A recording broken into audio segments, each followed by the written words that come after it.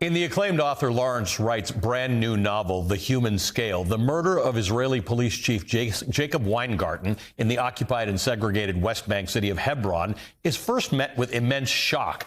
But a familiar set of events follow. His family mourns, violence flares up, innocent Palestinians are blamed and killed for the crime. But not all is as it seems. Chief Weingarten's deputy, Yossi Ben-Gal, teams up with a Palestinian-American FBI agent, Tony Malik, who just happens to be in the West Bank for a family wedding, to uncover Weingarten's true killers. Wright's latest work is fiction, but it draws on his deep experience as a reporter and a nonfiction writer, which has earned him a Pulitzer Prize. The real history of the Israeli-Palestinian conflict is threaded throughout The Human Scale, informing our understanding of the characters and their motivations. In fact, the characters' actions in this book fit squarely within the cycle of violence that has for so long plagued that part of the world. When Jamal, a young Palestinian who's advocated for peace his whole life, is falsely accused of Chief Weingarten's murder, he's smuggled away into hiding in Gaza by Hamas. But as Hamas makes clear, Jamal now owes them for saving him. When the family who hides Jamal is killed by an Israeli airstrike, he quickly decides to become a martyr for the cause. For every action, a reaction. Yossi Ben-Gal, the Chief Weingarten's deputy, knows this. A convoy of Israeli police watch as Israeli settlers tear down an olive grove and fight the Palestinian family that owns it. Rocks are thrown, shots are fired. A few Arab teenagers lay dead. Quote, "There was nothing glorious about martyrdom. There were just bodies whose blood darkened the earth. Perhaps now they know the truth," Yossi thought. Soon, funeral parades would convulse the city. New radicals would arise overnight. In the morning, it would begin again, end quote. Each chapter's subheading includes a date, beginning sometime in 2022. But as Wright imbues history from the Nakba, when Palestinians were first forcibly removed from their land upon the founding of Israel in 1948, to the Second Intifada, when Hamas ramped up its proclivity for suicide bombings, you notice that each chapter is ticking closer to a very specific date, October 7th, 2023.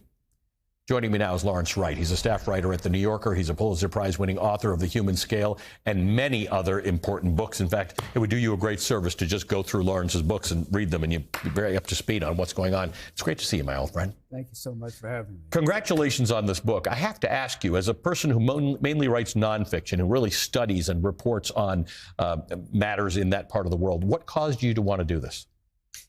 You know, there's something about a novel that, I mean, they're both storytelling, but with a novel, you can go into a person's mentality. You can't do that in any other form, whether it's film or whatever, you know, to actually go, not just look a person in the eyes, but go through those eyes and see what's in their brain and their history and what they think. That's a novelist's job. And I badly have tried much of my career to explain what's going on in that region, but I decided maybe the best way of doing it is to create characters based on people that I've known, conversations that I have had, so many years of that, and put them into a novel in which, you know, no matter where the reader is coming from, he has to encounter the opposite, the other, and see the world through that perspective. And so this is true for both sides. I will say a lot of your nonfiction work does read like a novel, and much of it has been adapted into dramatic television and films. In the book, Chief Weingarten's wife, Miriam, is overlooking the West Bank city of Hebron.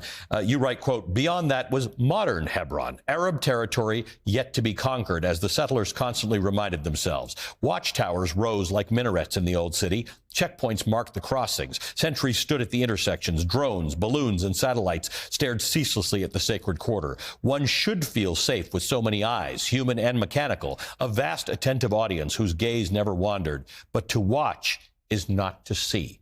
To watch is not to see." You chose Hebron as the setting. Hebron is one of the hottest places in one of the hottest regions in the entire world. Right.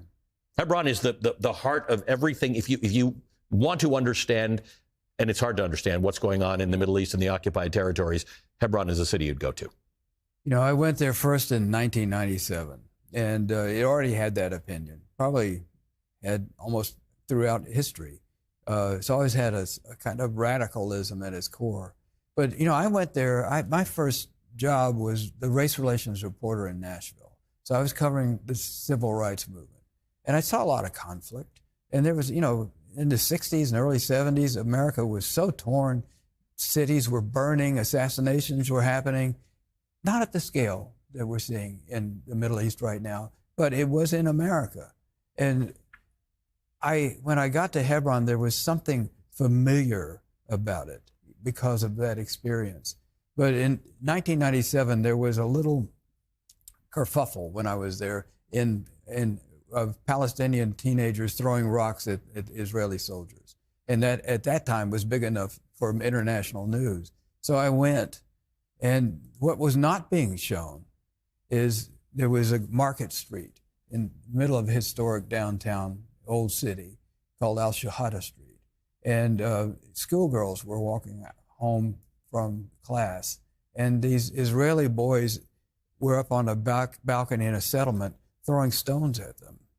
And one of them started throwing stones at me, which really, I so much wanted to pick it up and throw it back. But there was an Israeli soldier with an M16 standing on the roof to keep me from doing that, but not to allow those. And then in 2023, when I was back, there was a young Israeli soldier, and I was walking through the old city with Issa Amro, who is practically the only peace advocate in that town, the last remaining one. And he reminded me in many ways of the people who sat in at the lunch counters and got beaten, the people that rode the buses in the South and were beaten, the marchers in Selma. You know, he was one of these people who was willing to put himself out there. Yeah. And the Al-Shahada Street is now closed to Arabs. That's correct. Yeah, Hebron is a fully segregated city. Yeah. The Arabs will get to an intersection and they can't walk there. They'll have to go somewhere else. So Issa took a detour through the Muslim cemetery, which paralleled it. And I was with this Belgian photographer, Barbara, and an Israeli soldier was at a checkpoint. And he was a young man. They're all young. This is one of the things that really, he's just out of high school. Yeah. But they're policing this amazingly contested piece of ground. When Issa got to the end of the cemetery and came back down to the part of the road he was permitted on, the soldier started questioning him. And Barbara was filming. And at some point, there's no provocation on Issa's part. He's very studied about how he reacts to authority. This frustrated soldier picked him up by the neck and then hurled him to the ground, his head missing a curve by an inch, and then kicked him so hard he nearly fell down. Bear in mind, he was surrounded by that time by other soldiers who were afraid to intervene. They were afraid of this kid. And finally, some guy came out in a red sweatshirt, and I think he was an intelligence agent, and pulled him away. But the soldier kept trying to get back and finish the job, as has been done nearby. So he did this, bear in mind, in front of two Western witnesses. With a camera. He felt so entitled. And it made me think about those children in 1997, children training themselves on hating each other. Yeah.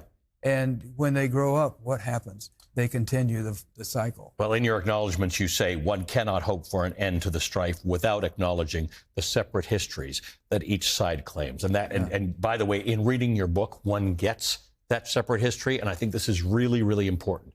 Who's right and who's wrong has long stopped being relevant in that part of the world. It's the acceptance and the validation of the fact that different people have different views about how they got there. And that's the only way we're going to get to an end of this. You are contributing in your own way to us having a better understanding, and I thank you for that. Thank you, Ollie. Lawrence Wright is a staff writer at The New Yorker. He's the author of the important brand new novel, The Human Scale.